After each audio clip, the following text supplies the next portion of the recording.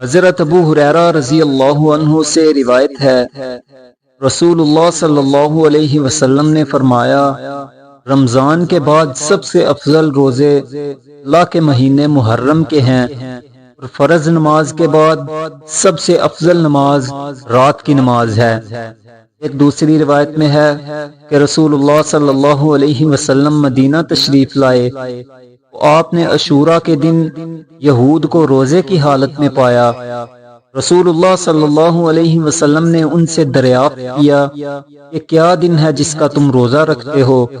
انہوں نے جواب دیا، یہ ایک عظیم دن ہے، اس میں اللہ تعالیٰ نے موسیٰ علیہ السلام اور ان کی قوم کو نجات دی تھی، اور فرعون اور اس کی قوم کو غرق کیا تھا۔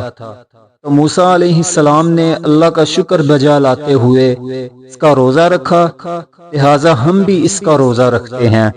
اس پر رسول اللہ صلی اللہ علیہ وسلم نے فرمایا، تمہارے مقابلے میں ہم موسیٰ علیہ السلام کے زیادہ حقدار اور زیادہ قریبی تعلق رکھنے والے ہیں۔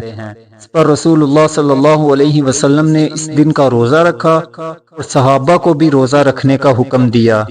ایک اور روایت میں ہے، آپ صلی اللہ علیہ وسلم سے یوم عرفہ کے روزے کے بارے میں پوچھا گیا، آپ نے فرمایا، یہ گزشتہ اور آئندہ سال کے گناہوں کا کفارہ بن جاتا ہے۔